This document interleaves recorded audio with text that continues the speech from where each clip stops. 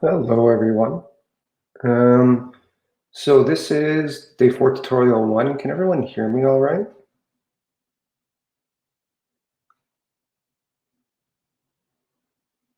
Just a thumbs up or anything.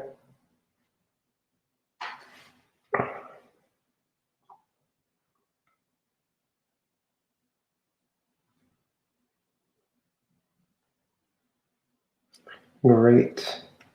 Okay. So we have a pretty good audience right now. I'm going to give it another 2 or 3 more minutes to let people trickle in, and we'll start. Before that, I've posted a link on the top here to our GitHub for day 4. And if you haven't already, if you want to follow along, we have instructions on how to run a Docker or use the binder.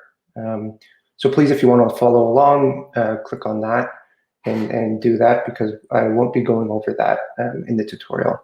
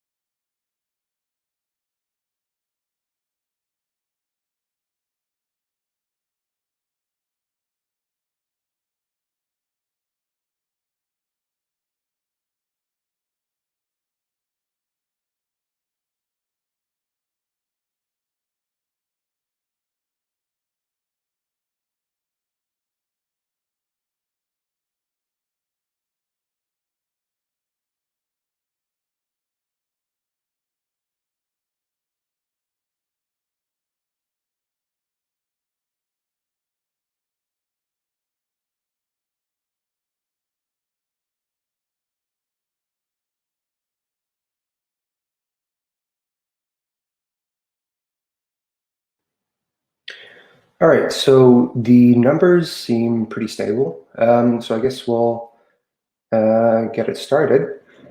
Hello, everyone. I'm Frank. I'm a graduate student co-supervised by Itai, who you all met this morning, and Dr. John Griffiths of the Whole Brain Modeling Group. And you'll get a taste of that tomorrow. So today we'll be going over essentially the analysis, or how we came to some of the figures that Itai showed you this morning. So let's see if I can share my screen.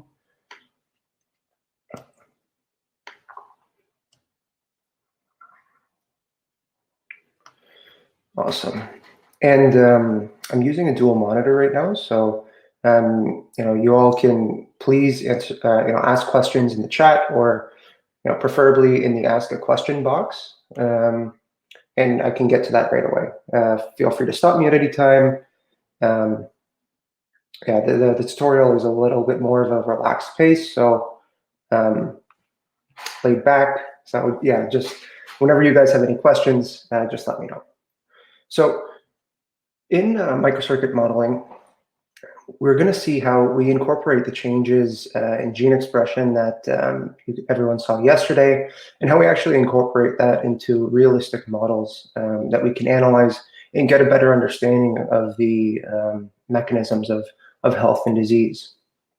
So we're going to break up the tutorial into 2 sessions, 2 tutorials, sorry, 3 sections. The first tutorial will cover session 0 and 1, and the second will cover session 2, which is EEG analysis. We're going to be looking at the question of what a decrease in SST expression in SST expressing interneurons in depression means functionally.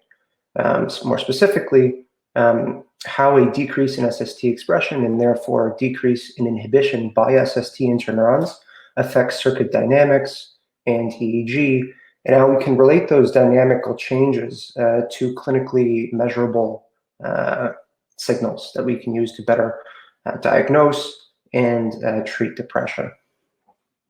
So if anyone is, I see a couple of familiar faces.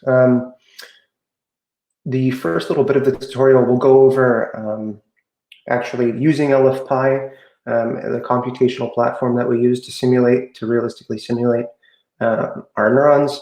We're going over, just basic use case of that, bringing it all the way up to a network simulation. That's what we covered last year. It'll be a little bit quicker this year, but feel free to refer to last year's material, or I left a little bit of extra time, so if we have questions and we all want to get into that a little bit more in detail, we can. So if you guys are following along, just CD to KCNI School, day 4, microcircuit modeling, and you'll see this. And we're going to go into session 0.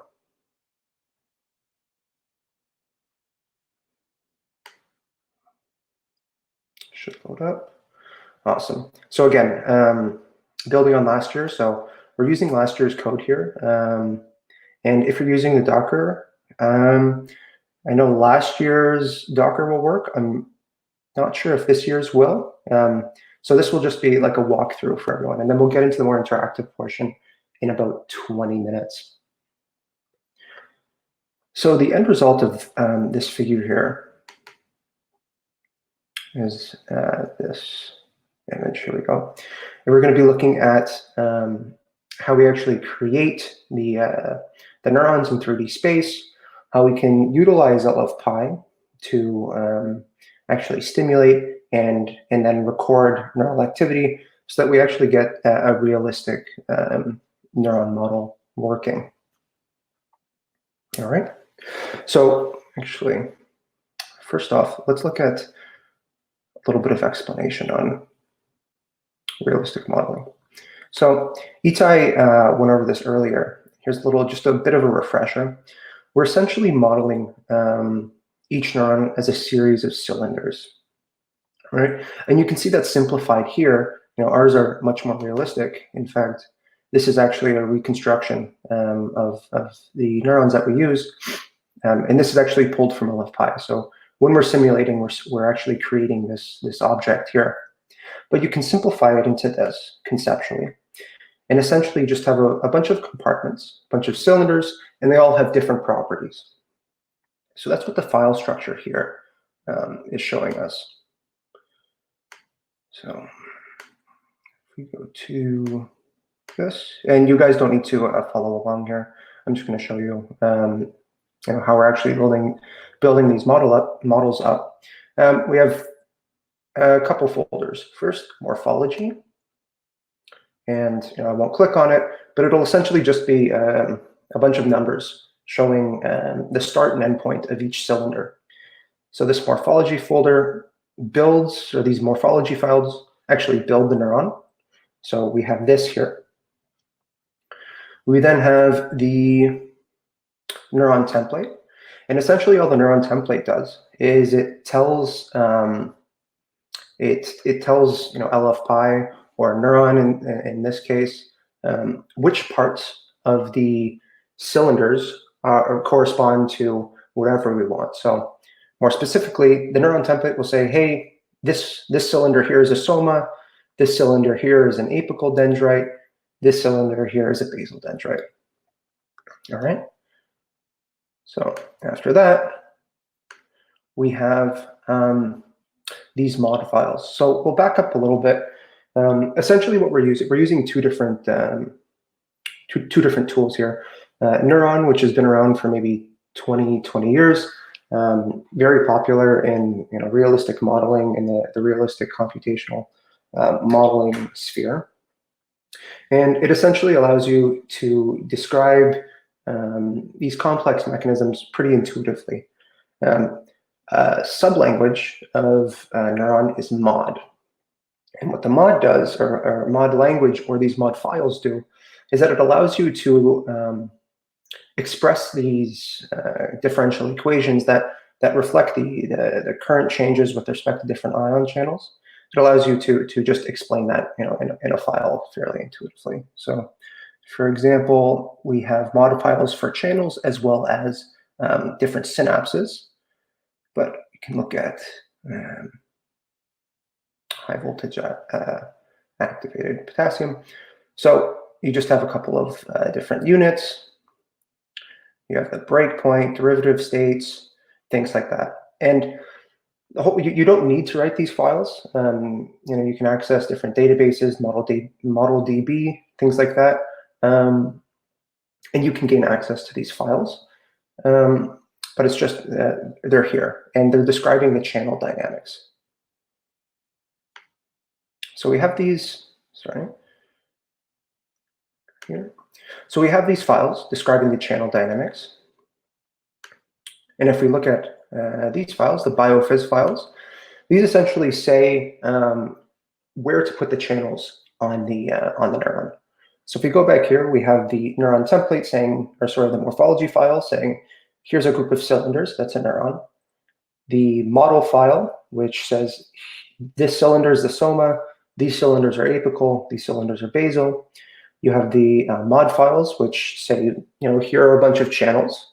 And then you have the biophys file, which says, put these channels, in a specific order going along the apical, put a different number of channels in the basal and a different number of channels in the soma. And it's all relatively intuitive, right? So we have the axon, we have these different passive properties associated with it. For the soma, see, we insert channels, some different properties associated with the channels. And for the axon, we put in different channels. So it's all very easily, intuitively constructed, and the language is fairly high level as well. So very user-friendly too. And again, if you refer to last year's material, you'll be easily able to run this on yourself, with yourself on your personal computer. So, quick backstory on how we're building the models. Is everyone okay with that?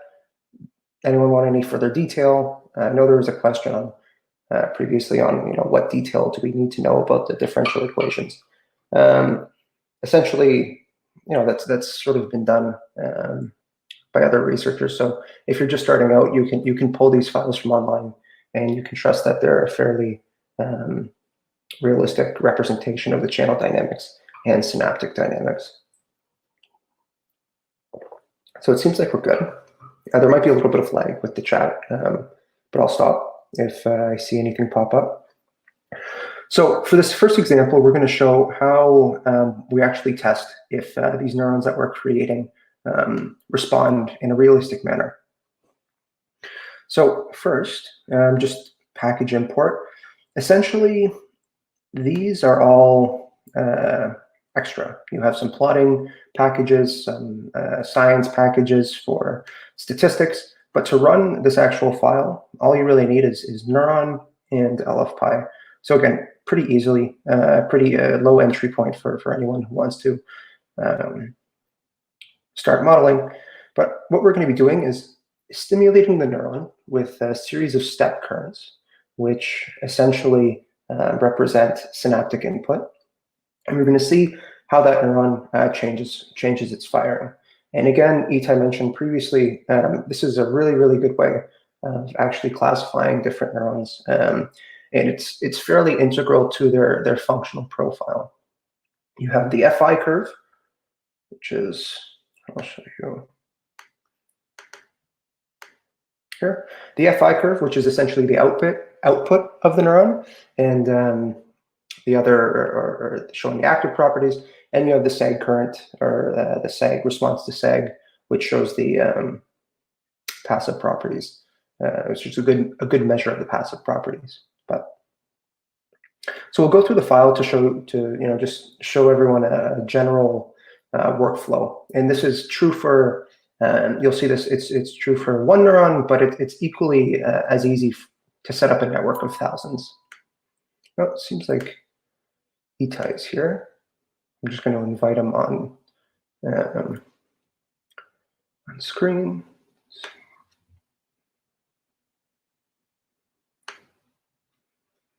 Okay. There we go.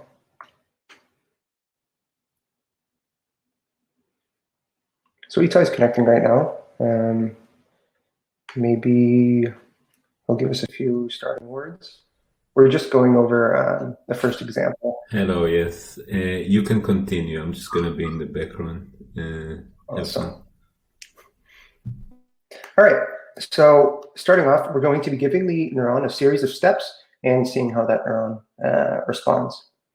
So very simply, for each step, we're going to load the files that we discussed previously.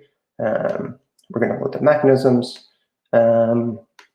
this functions file, and the biophys for a pyramidal cell. And we're also going to look at an SST cell as well. We also define a couple of parameters for the simulation itself. So we have dt here. We set it to 0.0625. Doesn't really matter, what your dt is, as long as it's sufficiently small enough so that you're actually solving for the correct. You're solving based on the timescales of your mechanisms, right? So, increasing dt will decrease the simulation time of your simulation. But for example, if you set your dt to 2 milliseconds, you may miss some action potentials, right? Because some of them have a time course of less than 2 milliseconds. So you just want to set your dt sufficiently small so that you're capturing all of these different dynamics. You have t start, have a stimulation time, and a stop time. We also set the temperature of the simulation. Now, this is important as well. Different channels have different. Most channels alter their properties in different temperatures. So by being able to set the temperature, we're able to better match the experimental recordings, the conditions of the experimental recordings that we're referring to. As well, we just set the initial membrane voltage for the cells. So how LFPi is structured is essentially you have a network object that holds the entire simulation. Inside that network object, you have network populations. And then inside a population, you have the cells. So all we're doing right now is setting the parameters for the network. We've talked about all of these before. Now we're going to set up the population params, which are the general characteristics of the population. So here we have the type of cell we're using, the population size, and specific arguments for what kind of cell it is. And if we move up to the cellular params, we'll see that we can set morphology, all of these different properties that we previously talked about, and that's essentially good enough. In this line, we instantiate the network. So here, just with these couple easy commands, we've created a network of one cell, a pyramidal cell, and it's essentially given LFPi everything that it needs to run the network. We're now going to add, there are also other classes in LFPi. You have current electrodes, you have voltage clamp electrodes, different recording electrodes. So it really allows you to simulate realistic experiments in this in silico context. So here we're creating an eye clamp. So you can see here, we want to record the current. We want to put the eye clamp in this specific index. So each of the cylinders that we're using to model the neuron has a number associated with it. So the soma is 0, so we're recording from the soma here. We're giving the amplitude of the current we want, how long the stimulation will last for, and the delay from the initial start time. So all we're doing here is putting this eye clamp, and we're connecting it to the cell. So I can go through it quickly, actually. So it's essentially for each cell, add the stimulus object. Yeah. For the simulation itself, you can choose to record a number of variables. So we're choosing to record the membrane voltage of each cell, the membrane current, sorry. We're not choosing to record the membrane voltage, and we're recording the current of the stimulation.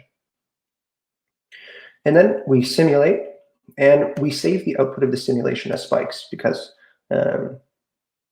essentially the output of the simulation, depending on what you choose, you can get a different number of variables. Since we're not recording LFP or EEG, we just need to record spikes here. And then the rest is just for some plotting variables. So if we go to the output here, we can see the pyramidal morphology in 3D space. So you can see the pyramidal is around 600 microns long, and about 200 by 200 width. And this is in real time.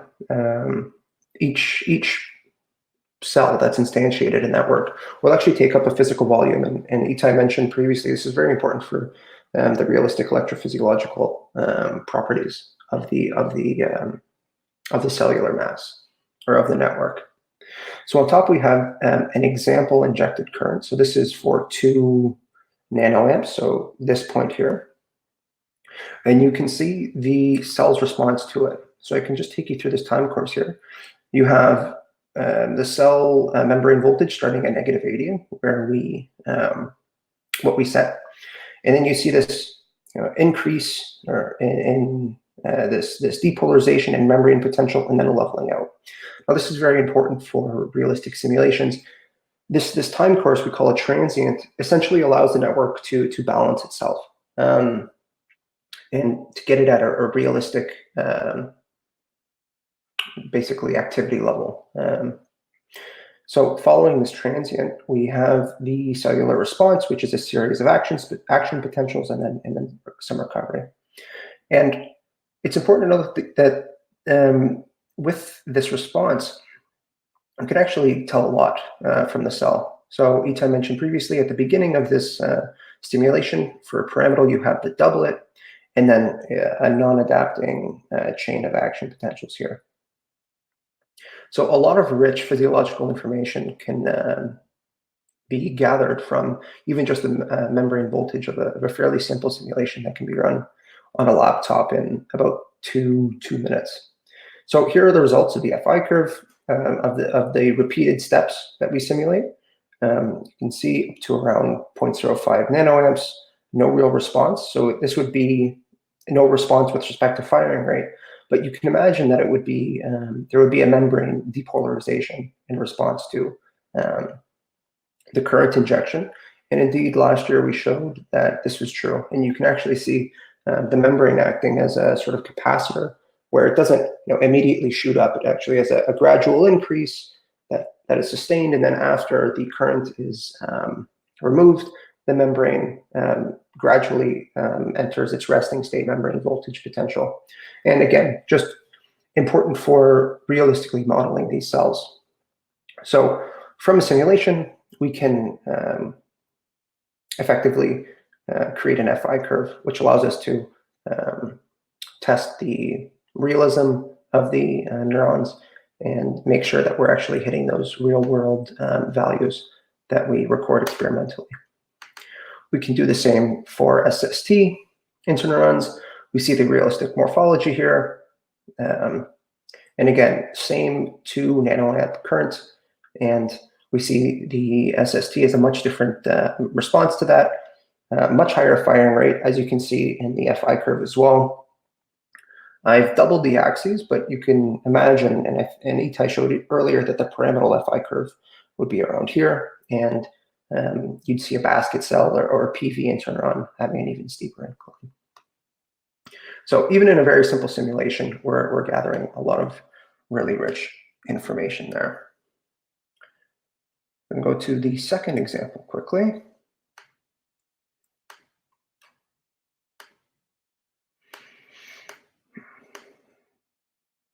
And any questions on that? This is essentially, I've shown you the basis of all of the simulations that we're doing. So I'll give it a quick second. Okay. So now we're going to be looking at a little bit more information with respect to how we're modeling the synapses and how we're actually connecting the cells in a simulation. So again, same as before, we're just loading in the files that we need to actually build the neurons.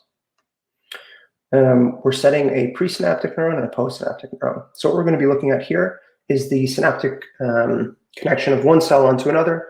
And from that presynaptic spike, how does that postsynaptic cell respond? And we're going to be looking at an excitatory connection between 2 pyramidal cells. So again, we set the T start, T start to T end. We fill a network object with the overarching stimulation or simulation parameters. And then I just created this little function that you can use to iteratively create the populations, where for each population, same as before, we're just gathering the cells, or sorry, the parameters that we need. We input that into a cell object. We put that cell object, we group them into a population, and then we create that population and add the network or the channel properties to that cell. So how we're modeling the connection between the cells is very nice in that it's a logical connectivity scheme. And what's so great about that is that you can connect 4 populations of 1,000 cells, 2,000 cells, up to as many cells as the computer you're working on can handle, in the same manner as if those populations just had 1 or 2 cells. So what I mean by that is you essentially have a n by n matrix where n represents the number of populations you have. So here, if you think of, so each population here is 1 cell, right? So this would be the presynaptic neuron, this would be the postsynaptic neuron. So what this connection probability matrix is showing us is that for a presynaptic to presynaptic neuron, it has a connection probability of 0. For a presynaptic neuron to a postsynaptic neuron, it has a connection probability of 1. So it'll always form a synapse. And then 0% chance for post to pre, and a 0% chance for post to post. Now we do the same thing. This logical matrix, it follows the same sort of form for the other synapse parameters. Yeah, so we aren't actually running this right now. This is an example here. Just because it's pretty difficult to, or it's just time consuming to get LFPy running on the Docker. But you can send me an email later on, and we can work together, and I can get this running on your computer, no problem. If you go to LFPy, the website, you can actually I think there's a Docker image specifically for LFPy as well. So we'll be through with this, and then in about 2 minutes, and then we'll actually be working on a notebook that will be, you can work in and run things. So quickly, for the synapses, we can set the synaptic parameters, the synaptic weights, delays, how many synapses for each connection, as well where these connections are. And then we hook this up based on, for each pre and post cell. We stimulate the presynaptic neuron with that step current that we showed previously, and then we simulate. So the results of that are shown here. So we have we now have two pyramidal cells in the network simulation in two conditions, a step and a train. For the step, you can see one presynaptic pyramidal step or action potential leads to a depolarization of the postsynaptic somal membrane. The mean of, I think, 5 runs is in dark blue, and each run is in light blue. So you see a little bit of variation in the postsynaptic response, and this is very important. Biophysically, our synapses aren't always eliciting the same response. So this variability in our models is very important for capturing realistic network dynamics and synaptic dynamics between cells. So what accounts for this variability are two main factors. The first is actually the placement of the synapse. So in each simulation, we randomly place the synapses on the cell with some bounds. So for example, SST interneurons mostly place their synapses on the apical dendrites. So we set it to the apical dendrite, but it can be randomly placed anywhere on the apical. I believe for the pyramidals, it's all over. Ita might be able to correct me on that, but essentially, say if you take a high response versus a low response, that can be due to one synapse being placed closer to the soma versus one being placed farther away, because if it's farther away, that current has to actually pass through the cell, and some of that potential is lost, or some of that current is lost, sorry. Or if two synapses are placed on the same in the same spot, there's just a failure rate associated with some subneurons. So we model that as well. So you can see in the train, this can lead to quite a bit of variability. In this case, this top case here, yeah, pyramidal are random on all apical and basal dendrites. Thank you, Ty. In this case here, the cell is close to spiking, but in this case here, just get a sub-threshold fluctuation. And again, we can also change the synaptic weight. So you can see comparing a presynaptic weight of 1 or 100% versus a 50% reduction in synaptic weight, you get a reduction in the postsynaptic response of the postsynaptic neuron. And relating this back to SST, we're essentially modeling a reduction in SST expression as a decrease in SST inhibition. So you can expect this similar type of profile with SST, where the SST interneuron, or sorry, the postsynaptic pyramidal interneuron will depolarize less with the same amount of presynaptic SST firing. So now we can get into actually running examples. So if we go to session 1, I'm actually going to give you guys a quick example on the network code, and then we'll get into actually analyzing it.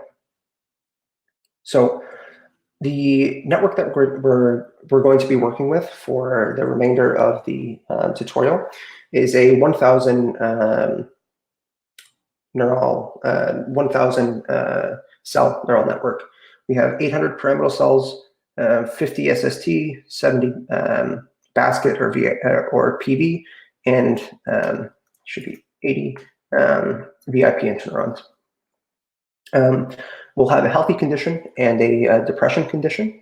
The healthy is, as we said before, it recreates very well realistic firing with respect to an FI curve, realistic synaptic connections. And in the depression microcircuit condition, all we're doing is decreasing SST inhibition to all other cell types by 40%. So you can see this looks very similar to what I was showing previously, and that's just due to the structure of how LFPI creates or accepts arguments for creating a network simulation. It's very intuitive. So again, you have this generate population function, and all we're doing here is we're generating a pyramidal SST, PV, and VIP.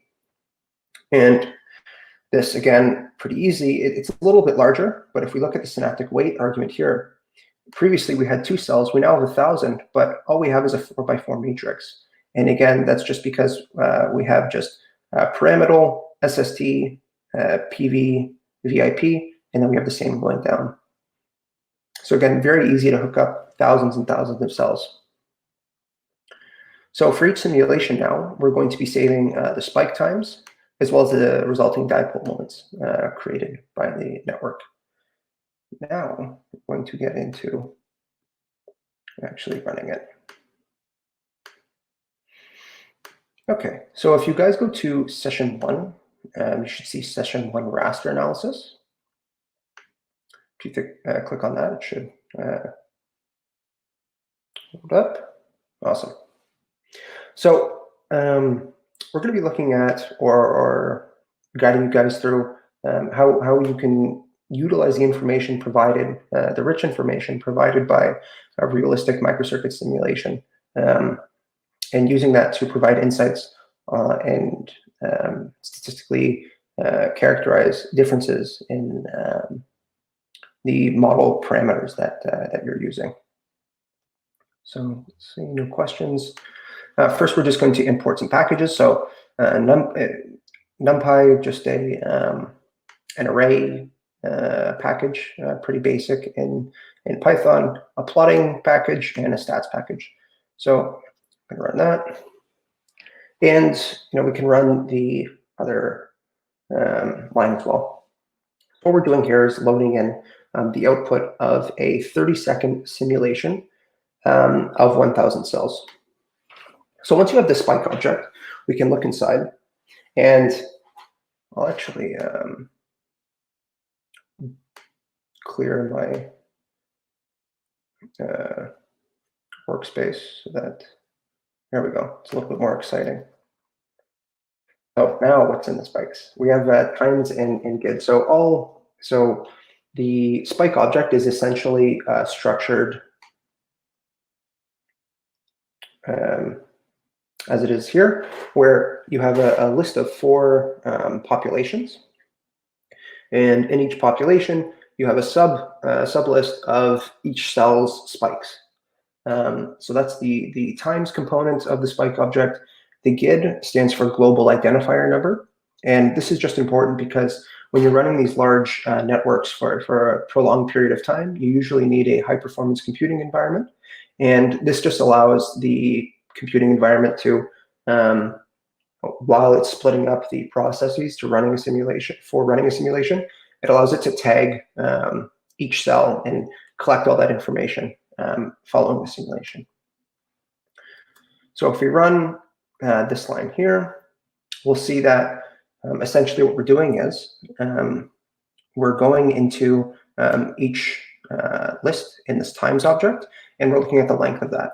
And as I said before, we have 800 pyramidal cells, 50 SST, 70 PV, and 80 VIP. And this is important for modeling as well, because different areas have different cellular proportions. Itai mentioned an increase in inhibitory cell proportion in the prefrontal cortices. This can be thought of as a more canonical or somatosensory type microcircuit, but still we can still gain a lot of valuable information with this type of simulation as well. So this cell just looks at or is trying to help everyone gain a better familiarity with the spike object. So what we're doing here is we have pyramidal cell, and we're accessing the global identifier for that cell, and the spikes for that cell. So if we look, this is pyramidal cell 0. You can see a spike at 49 milliseconds, 930, so around 1 second, around 3 seconds. And if we change this value, you can see that the cells are spiking at different times and have a variable number of spikes, right? That says around 3 times. So feel free to play around with some of these parameters and just get a little bit more familiar with the object. So we have 800 cells. I can go to 750, 785, and you can see the cell spikes there. So do we have any questions so far on the spike object for LFPI? This is essentially one of 2 major outputs that we're working with for our analyses. So, okay. We can get a better understanding or a better view of the spike object by plotting it. So don't really worry about this stuff up here. What we're doing here is we're essentially creating a raster plot, and we're just collecting the spike time and the identifier number for each cell. So you can think of for each population in the object, create an empty list, and then for each cell in the population, append that cell's spike times to the variable that we're using to create the x axes, and then position that cell along the y-axis depending on its global identifier number.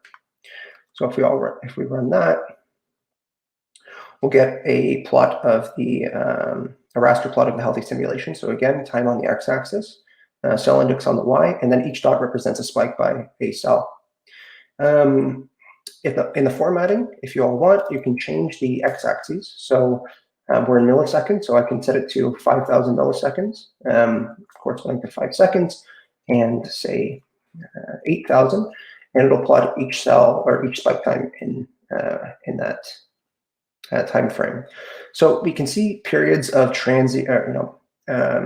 uncoordinated spiking, such as here, and then coordinated spiking activity. It's important to note that networks don't usually, periodically oscillate, very specifically.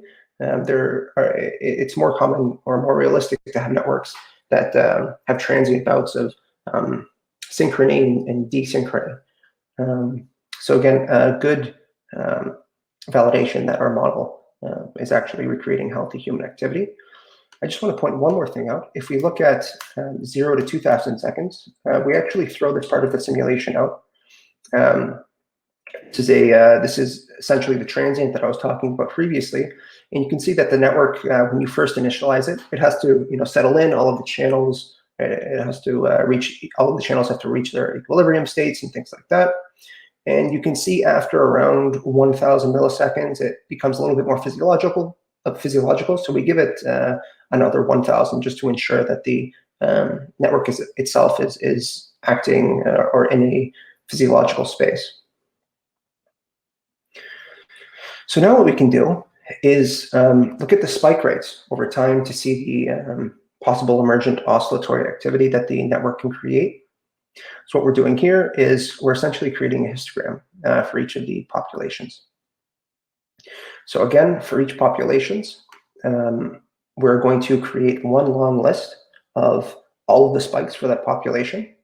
And then we're going to create a histogram with a bin size of 10 milliseconds. We're going to count how many spikes are in that bin. And then in order to view all of the spikes on the same scale, we're going to normalize the vector that we get by the maximum spike rate. And why we do that is that pyramidal cell, for example, has a spike rate of about 1 hertz, whereas a PV cell has an average spike rate of approximately 12. So it'd be very hard to see if you didn't normalize the similar oscillatory activity between the 2 populations. So following that, we just set the spike counts for a specific position to each spike count divided by the maximum spike count for that population. So we can run that. And again, if anyone is confused or wants me to go over anything in this? Yeah, so in most of the analyses that we're doing today, we don't really need the global identifier number. I've structured this in such a way that you can use this code and look at the examples that LFPy actually provides, and you can just be a little bit more familiar with their examples as well, because there are some other analyses that you need the global identifier for. But yeah, it's essentially, we're not really accessing it in this simulation or in this analysis pathway.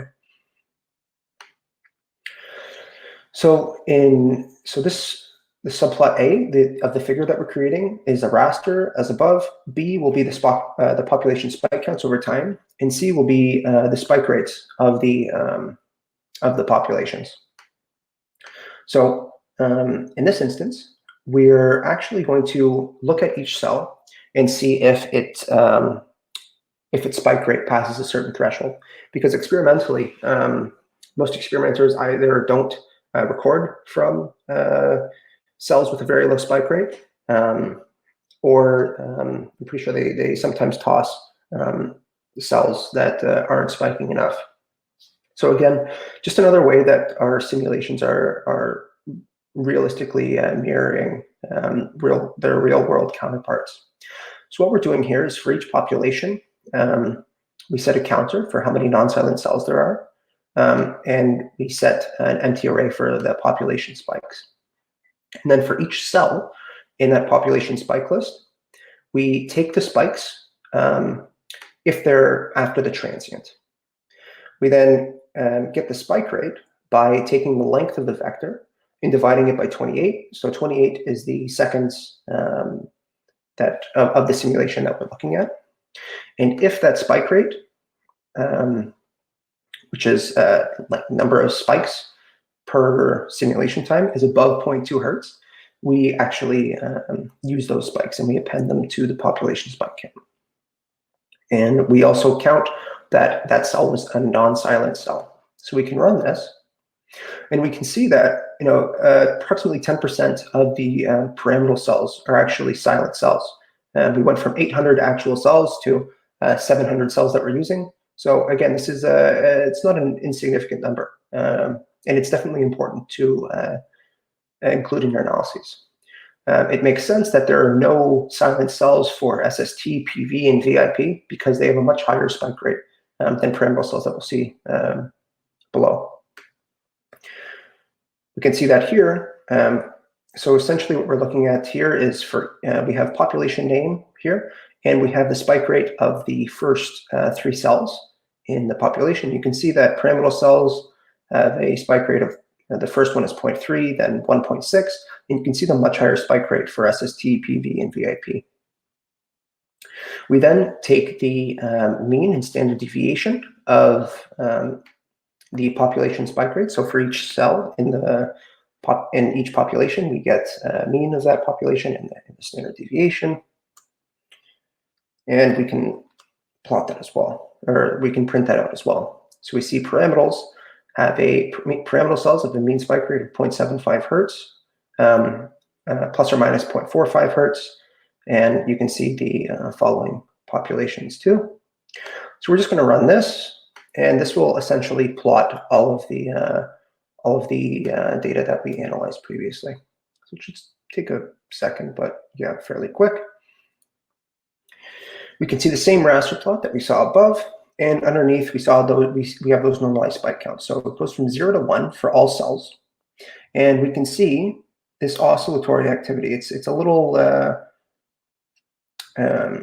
non-synchronous here, but towards the end of the time frame, you can see that the spikes begin to oscillate a little bit more apparently.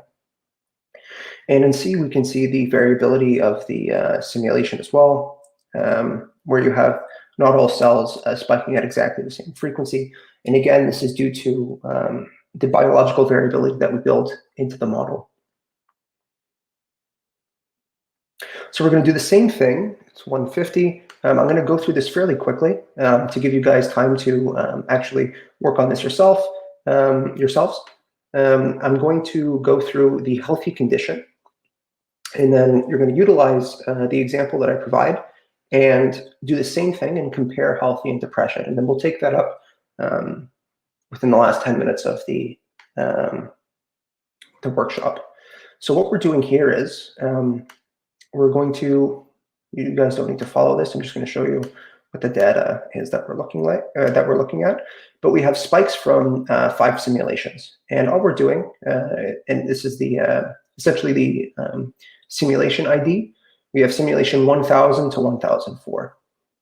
So what we're doing here is we're simply creating a string with the file name, and we're creating a list of all those. We're creating a list of those simulation spike objects that we saw previously. So you can see we loaded all of those up, and we're going to be doing the same thing that we saw before. So let's look at the spike rates for non-silent cells. This object is just to hold the resulting spike rates. So you see a 1, 2, 3, 4, 5 by 4 array. So each column will be a population. So pyramidal, SST, VIP, PV, and each row or each sublist will be a simulation.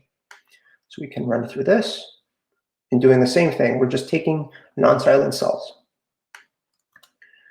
And just to show, like to orient a little bit what we're looking at the first simulation that we've loaded up over here, and we're comparing it to the simulation that we looked at previously, and we can see that they're the same because they are the same. The previous simulation was simulation 1000, and since we loaded these in order, which is important, if you're relating dipole moments, which have they're stored in different files, so you need to be able to organize and coordinate between files. So I prefer to use this numbering system. It's important that the first, they just keep their order when loading in one or many. So here, what we're doing is the same thing as before. We're calculating the mean and population spike rates for each run. You can see that. So this first row is, so we have the first row is the first simulation. Each column is each population. So pyramidal cells for the first run had a spike rate of 0.75 on average. The second run has 0.82, and so on and so forth. And you can see a little bit of variability between runs. What we're doing here is we're simply averaging over runs now as opposed to cells. So the resulting plot that we're going to get is it will show the mean run pyramidal spike rate and the standard deviation between runs. So again, you can see the results of this and compare it up here. And we're just going to plot this.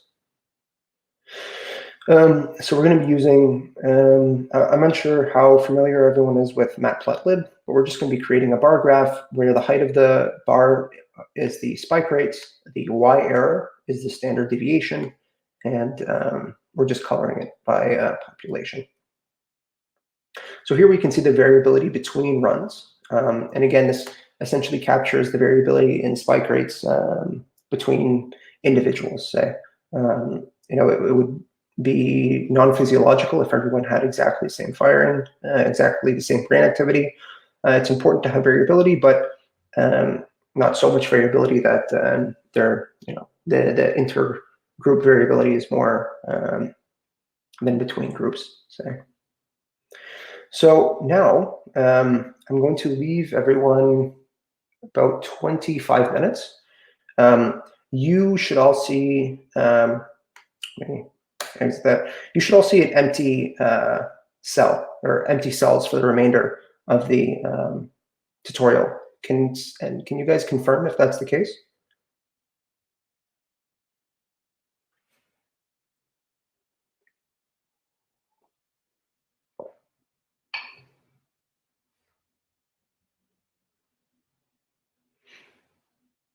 Just a thumbs up or a smiley. or anything?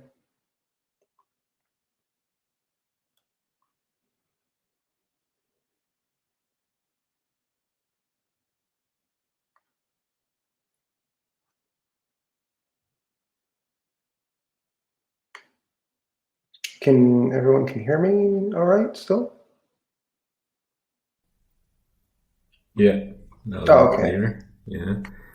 Let's see. Let's give them a second. So you're seeing, Juan, that you still see like for example, this cell here, it's not just a commented out load in depression data. It actually has the code to do so.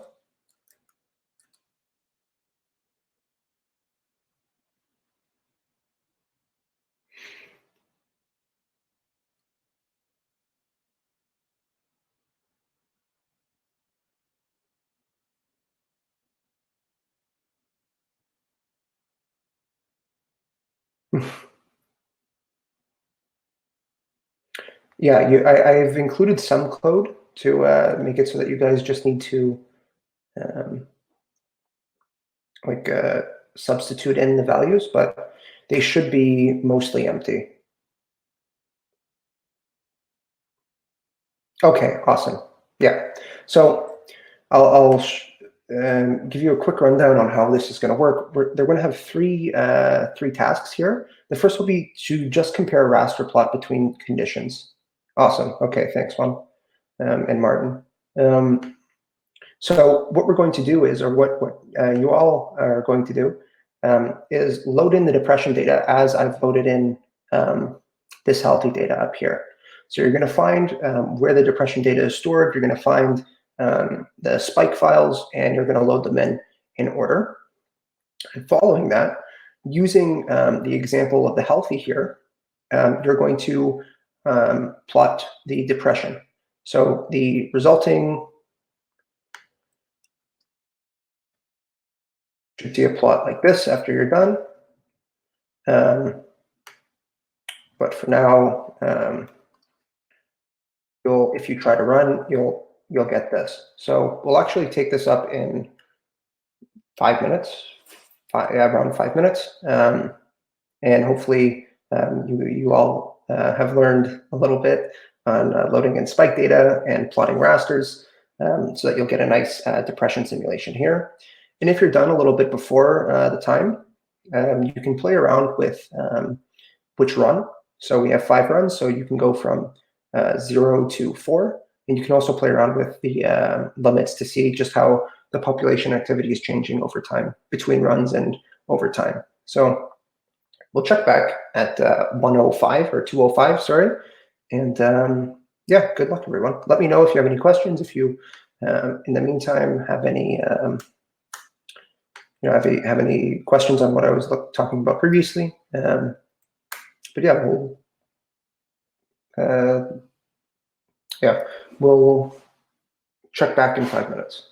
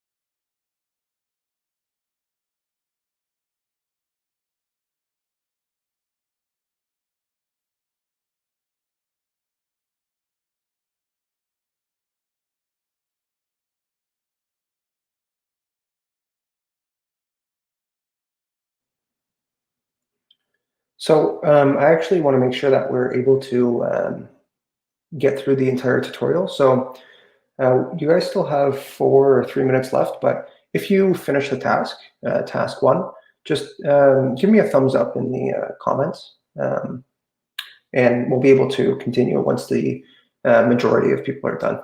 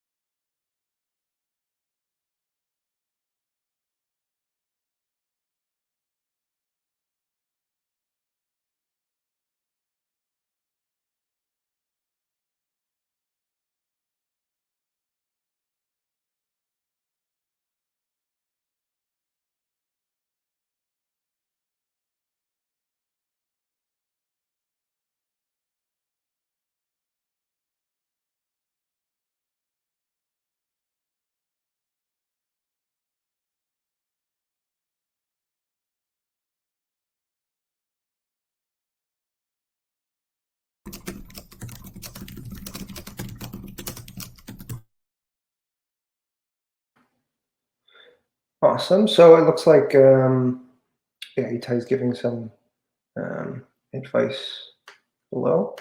But don't worry if you haven't been able to do it. I'll be posting this code following the tutorial, so you'll be able to look at where you might have missed something, or just to look at everything in a little bit more detail.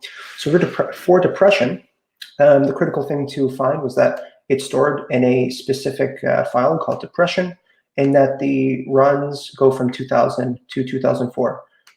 This is just a quick like fail-safe that I use, so that I'm not accidentally loading healthy, for example, since healthy needs seeds or seed number or simulation number 1000 to 1004. So it's little things like this that just checking yourself that can really help with your analyses and making sure that you're actually analyzing what you think you are. So we have run 0, so the first run, and we're going to be looking at 2000 to 4000 milliseconds. So for the depression subplot, I've provided the subplot here, and I'll be providing it for the remainder of the remainder of the tutorial. So make sure that you're using this subplot that was sort of task number 2, or task 1B. And the critical thing to notice here is that for essentially what we're doing is, for the first object, or the run number object in spikes healthy, we're plotting the spikes there. So we do the same for depression, where for the run number in spikes depression, we're plotting the times, and we're actually plotting it in the depression plot. So if we run this, we should get a depression simulation. And again, if you want to play around with it, we can look at run 3 and be looking at the third run in healthy and depression. Now, there's no relationship between the third run in healthy and the third run in depression, or the first and first. It's just the order of the simulations. Now, characterizing a little bit with a decrease, right? Because the depression is a 40% decrease in synaptic inhibition by SST interneurons. We can see that the circuit activity in health and depression, between health and depression, is increased in depression. You can see a lot more spikes, but we now want to characterize a little bit further, right? We want to provide a number to just how much more are these cells firing. So our second task is to actually compare the spike rates between conditions. So I won't show you guys the code for this, but essentially there's prompts on the top of each cell, and you can use the healthy example to inform your depression example or your depression task. And the end result is to compare the population spike rates between conditions. And we'll have also a zoom in on the parameter rates. So I'll give you another 5 minutes to run that, and we'll check back at 2:13. All right. And again, any questions, just post in the chat, and myself or Itai will help you out.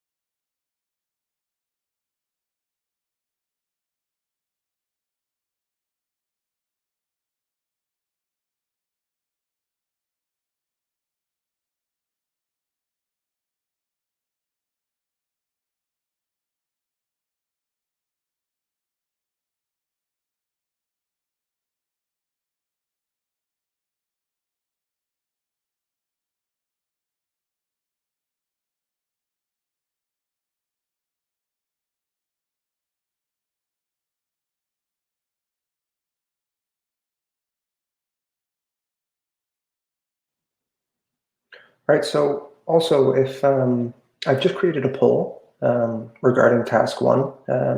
If just looking at its difficulty, if you completed it, you were on your way to completing it, or didn't look like you were on your way to completion. It's hidden, so I won't be able to see who, where you fall, nor will anyone else. But if you could fill that in, that would help me just orient how much detail I need to give with respect to like hints and things like that, or just orienting everyone. So yeah, if you have time, completing that poll would greatly help. We have about 2 to 3 more minutes. Yeah, hope everyone is doing all right.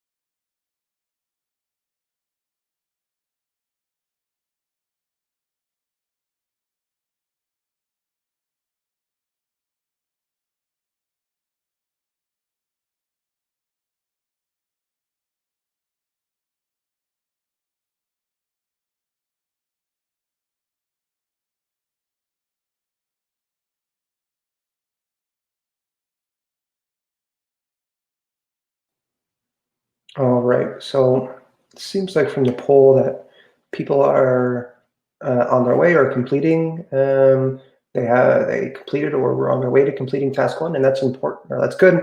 What's really important is you understand the methodology and the thought process that goes into the analysis, rather than being able to actually write the code out. So if you're on your way, good. That's great. And again, don't worry too much. We'll just I'll be providing the code later on as well. So we're going to take up task 2. I'll share my screen.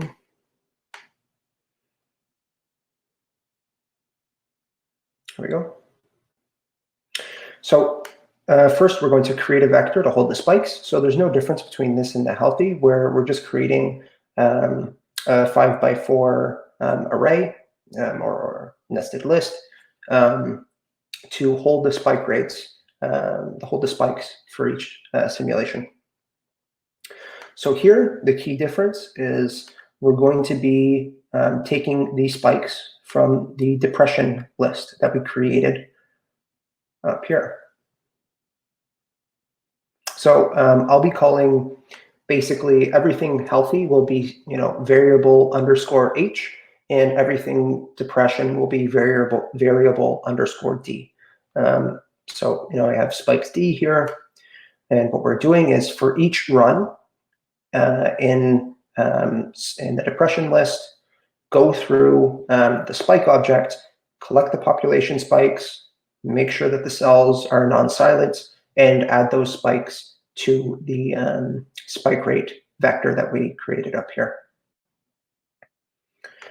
The second step is to calculate the mean population spike rate for each run.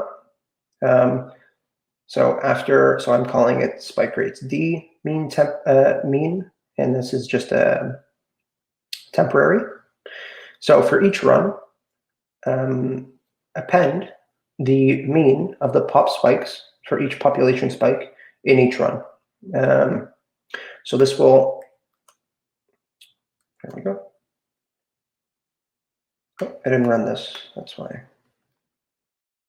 Oh, so you should get also a little printout here. There we go. So we're just looking at the mean population spikes for pyramidal,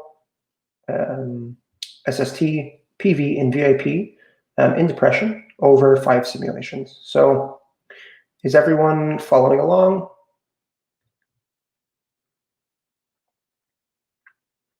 You can see if I, let me see, hi. Just testing to see if I copy my code. Awesome. Okay. So if you were not able to follow along, I'm going to post my code into the chat box. And you should be able to just copy the code from the chat box, hopefully, and follow along. Again, if not, it's available. It'll be available later on.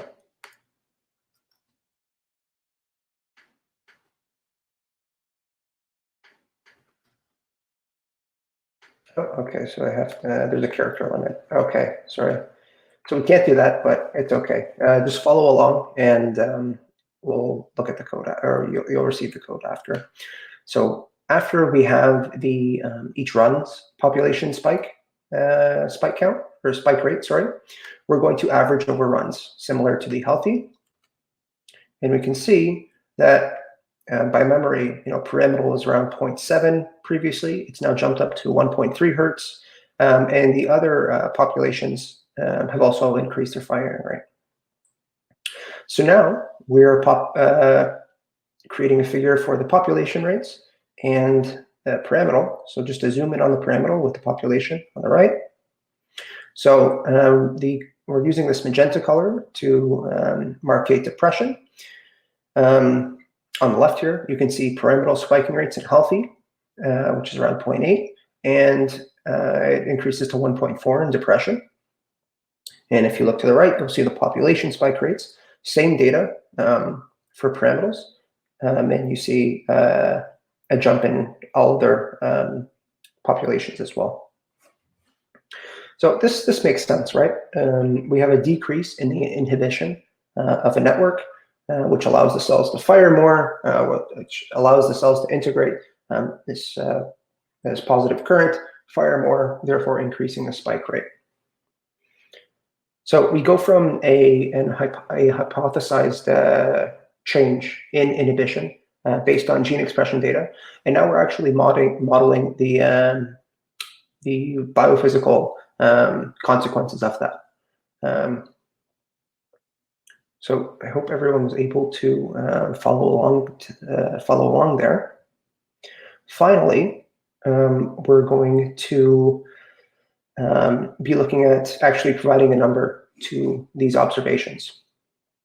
So we're going to be looking at difference, so actually quantifying how much of a change this is, if that difference is significant, and the effect size of that change. So we have about 10 minutes, so I'll give you 5 minutes to do this, and then we'll take it up in 5 more minutes. Here I have we can actually skip this now. We're going to be looking at the difference here. So here's an example for VIP, where I'm going to be indexing the third population in that mean spike rates list that I created, and for depression. And then I'm going to be subtracting that from, I'm going to be subtracting the healthy spike rates from that depression. So that will give a difference. And we're going to multiply that by 100. And a little printout, there's an X increase in VIP spike rate. So try that for the rest of the populations, and we'll be taking that up in 5 minutes.